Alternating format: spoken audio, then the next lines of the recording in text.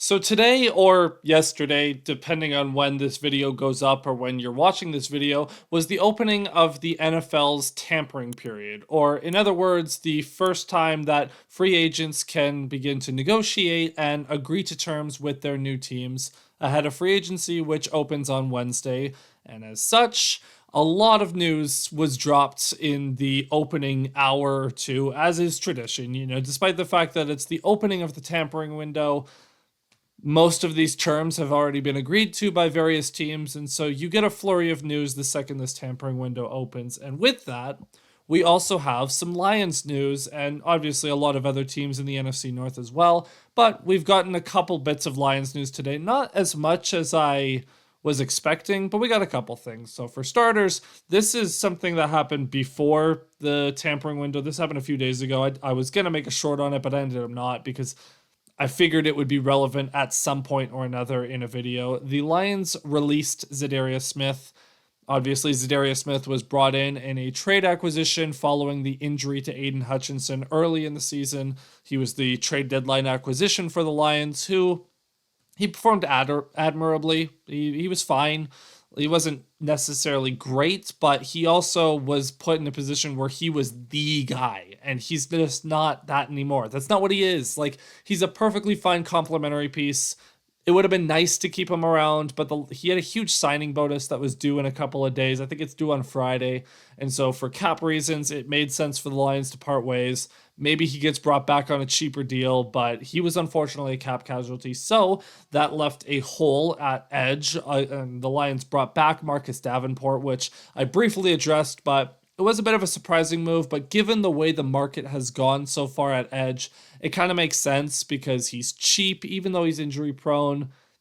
He's a depth option that you at least are somewhat familiar with. So to keep him in house, it makes a little bit more sense now that the dust has started to clear a little bit. But edge is definitely still a position that is a major need. It is still probably the biggest need, but that's something that will be addressed in time. It hasn't been addressed yet. The free agents that are left are not all that inspiring, but we'll see what happens. The other big position of need became corner because Carlton Davis, who was fantastic for the Lions last season, following being acquired from the Tampa Bay Buccaneers, it was revealed around a week ago, a little bit ago, that he was going to just go to the highest bidder. That's what he was going to do. He was going to chase the bag, and all power to him. He's already won a Super Bowl in his career. He deserves to make as much money as he can possibly make. Unfortunately, that meant he priced himself out of Detroit. Despite the fact that the Lions tried to make a last-minute push to try to retain him, he ends up signing with the New England Patriots. The terms that were agreed to: 3 years, $60 million with over 34 and a half of that guaranteed. Now, the 20 million per year price tag, don't know if he'll actually get up to that point, but it's more money than anyone expected him to get, and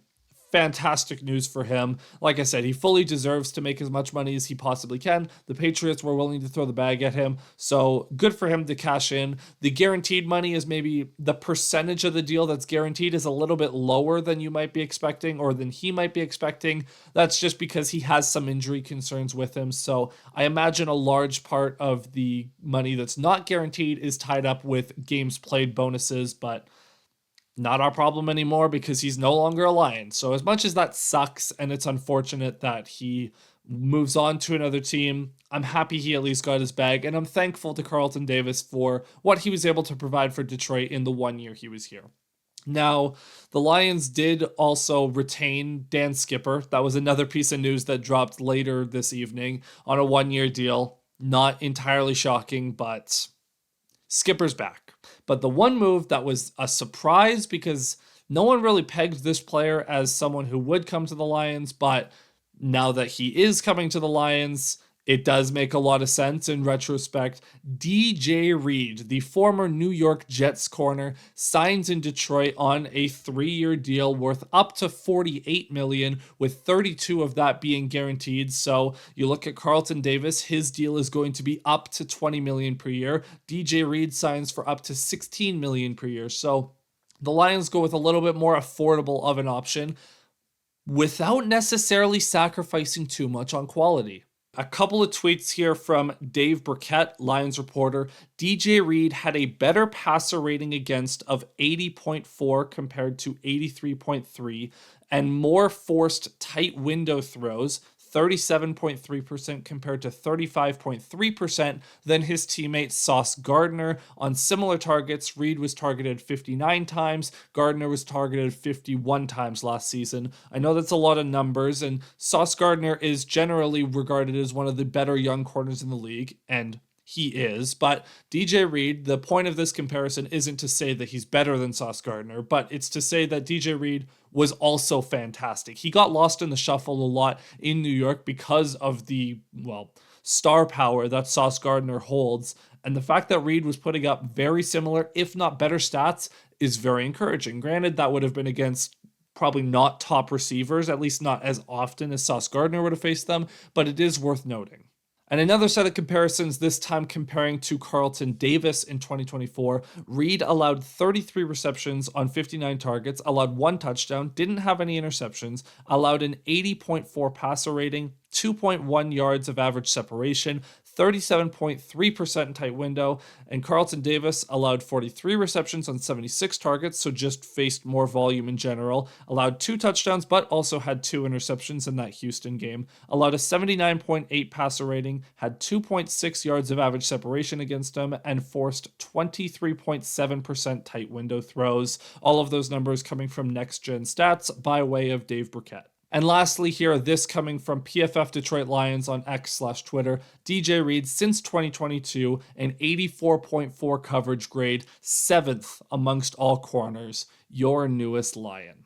So by all accounts, the Lions are getting a very solid corner to come in and be a mentor to Terrion Arnold and Ennis Rakestraw, like these younger guys. This also allows Terrion Arnold to remain as the CB2 for Detroit. He will still be a starter. That is still the full expectation, and you would hope that he continues to improve. Rakestraw, we'll see what happens. Hopefully he's not as plagued by injuries next season. But DJ Reed is the Lions' new corner 1.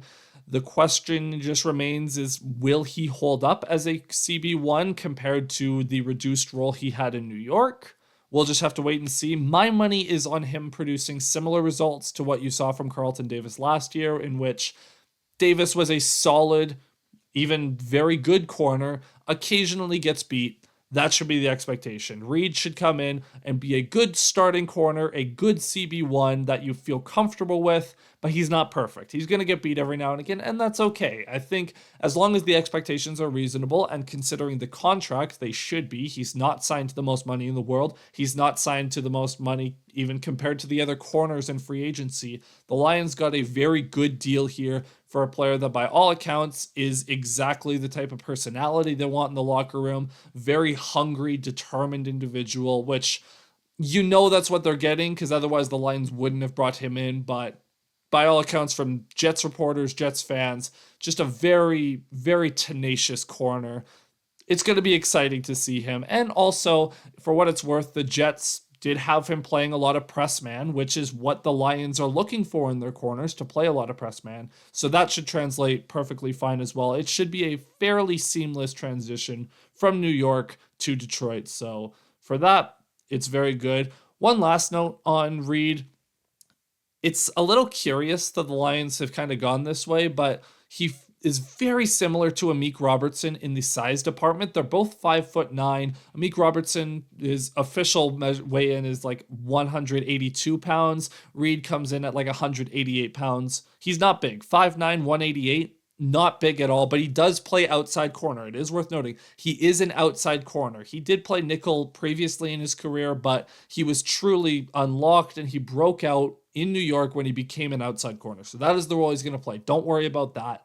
It's just a little curious that that's the kind of corner the Lions are going for. These smaller guys that I don't know if they play a little bit more with an edge because they're smaller and they have to make up for their lack of size by playing with a certain ferocity to their game. But he is a smaller corner, so if he's matched up against a 6'5" receiver, like if the Mike Evanses of the world, he might get beat a couple times, and that's okay. Again, as long as expectations are reasonably placed upon him, you should be very happy with the return on investment here. Now, The question going forward, so the Lions, okay, you have DJ Reed, you have Terrion Arnold, you have Amik Robertson, Ennis Rakestraw. Great. Your top 4 corners locked in. You'll figure out who plays where in training camp. Now the transition to edge, or I guess the focus being transitioned to edge rather, is going to be interesting because a lot of the edge options are off the board. Josh Sweat went to Arizona. There was some smoke with him potentially going to Detroit. Didn't happen. Chase Young, I thought could have been a nice buy low option on a prove it deal because of his injury history. Ends up getting a 3-year deal worth over $50 million guaranteed. So that's out. Joseph Osai, I thought was a decent pure pass rushing option. He ends up staying in Cincy. So now, what do? There's not a ton of options. Again, it makes sense that Marcus Davenport was brought back in retrospect. It's, I don't know. It's going to be curious to see what the Lions do. By the time you're watching this video, maybe you already have that answer. And if that's happens, then I'll make another video. I'm planning to make another video. But I just wanted to, I guess, hop on and quickly recap the DJ Reed signing because that was basically the only thing that happened today. I would have done this earlier, but I was bracing for more Lions news that just never really happened. So now it's a waiting game. But for this video, at least, DJ Reed has agreed to terms with the Detroit Lions. The Lions have a new CB1. Let me know what you think about it down in the comments below. How excited you are for DJ Reed. How sad you are for Carlton Davis to leave. Whatever it may be, whatever your thoughts on Lions free agency are. And you know what? What edge targets are you looking at? Do you want the Lions to take a swing on Trey Hendrickson, who has requested a trade from the Bengals? Do you have maybe a more under-the-radar signing you want the Lions to target so that they could focus on getting their edge 2 in the draft? Let me know what your thoughts are down in the comments below. I'd love to hear from you, but in the meantime, that's going to be it for this video. Thank you so much for watching. Click like if you enjoyed it, subscribe if you loved it, tell all your friends, and I'll see you guys very, very soon to recap all the Lions news as it happens. Cheers.